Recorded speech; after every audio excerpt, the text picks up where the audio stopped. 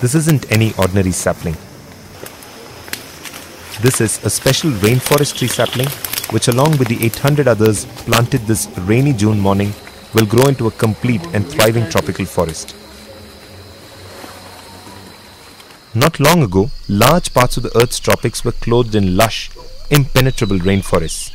But over the last century, growing human needs have taken much from these jungles and left behind only small patches where life continues to cling on.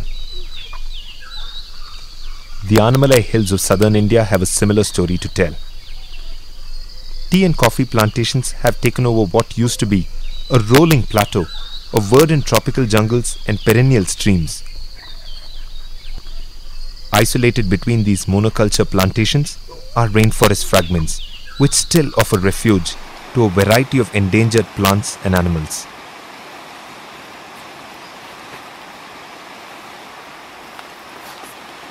But even within the fragments of the Valparai Plateau, life is tough for both plants and animals. The perpetual demands of human survival threaten the last of Valparai's rainforests, and this is what makes the saplings being planted today so special. Grown from carefully collected seeds and seedlings, these saplings are part of a unique effort to bring back the rainforests of Valparai. Traditional protection efforts have tended to focus on wildlife sanctuaries and national parks, but considerable amounts of wildlife exist outside these areas on private lands and in degraded forests. It's important to take conservation efforts to these areas also. And here, just protection may not work.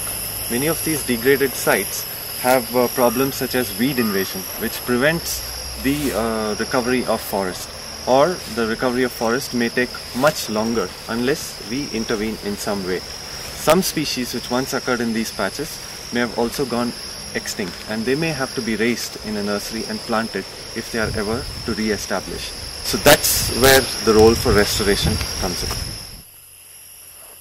Since the year 2000, a small team of scientists from Nature Conservation Foundation has worked at restoring and reviving the surviving rainforests of the Annamalai Hills.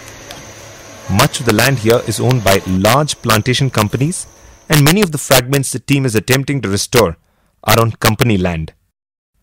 Support from this community of planters is invaluable for the restoration effort. 3 companies, Hindustan Lever, Pari Agro, and Bombay Burma Trading Corporation, have joined hands with the scientists and are already part of the restoration efforts.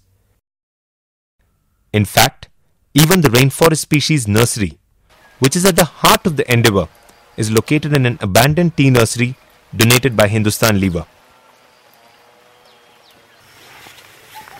More than 90 species of rainforest trees, lianas and shrubs thrive in this unique nursery until they are ready to go back to the wild.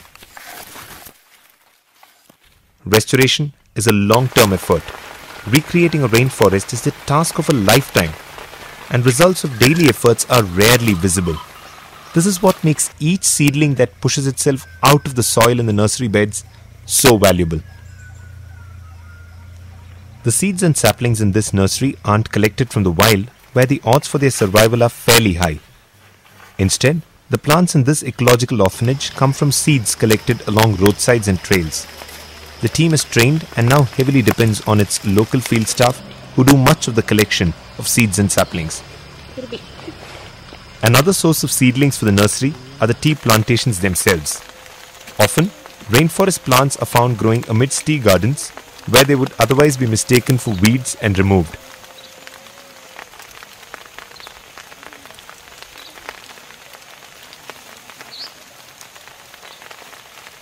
Back at the nursery, each seed is carefully planted and nurtured.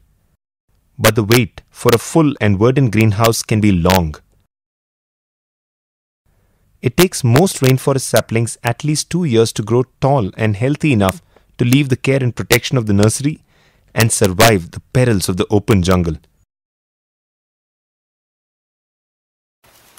During the monsoons each year, carefully chosen saplings are tagged and marked for the different forest patches where restoration activity is underway.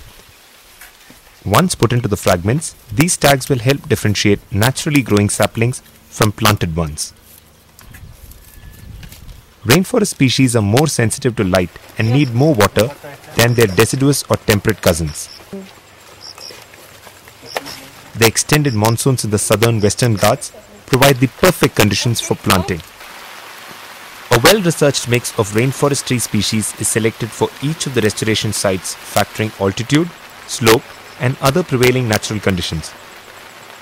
Packed, tagged, and ready to go back to their natural homes, the saplings are checked one last time. Day breaks and the hard work begins at the Ayarpadi restoration plot belonging to Pari Agro. Pits are dug and saplings put in. Local labourers provided by the company also participate in the planting efforts.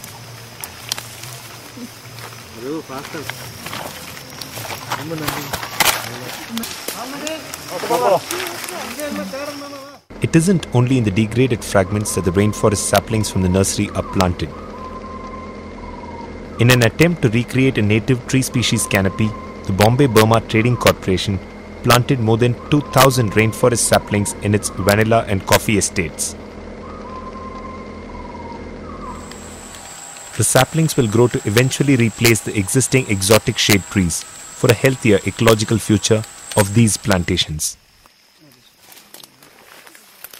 Each year, many local people, including school children and their teachers from the Valparai town and other settlements nearby, brave the leeches and the rainy weather to do their bit for the rainforests of the Annamalais. All creatures great and small, all things nice and wonderful, the good God made them all. As the children's prayer for the new saplings echoes in the valley, and fresh life begins to dot the slope, it is not difficult to imagine a luxuriant jungle here, just 20 years down.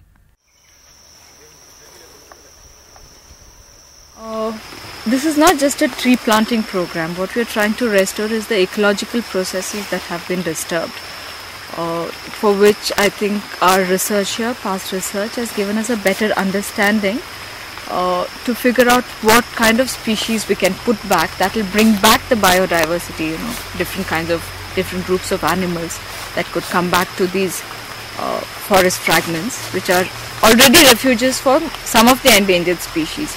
But we want the entire process to come back. While it is important to restore, it is as important to examine the success of these attempts. Monitoring the survival and growth of saplings planted in previous seasons provides key insights for the future of the restoration effort. The first forest patches where this far-sighted endeavour began are heartening to behold. Saplings over 7 feet tall darken the ground below, just as towering trees do within intact tropical jungles. With the trees come the animals and birds that live amidst them. The scientists track these changes within the restored fragments carefully to use them as a measure of the project's success. And already, birdsong is beginning to fill these forests of the future.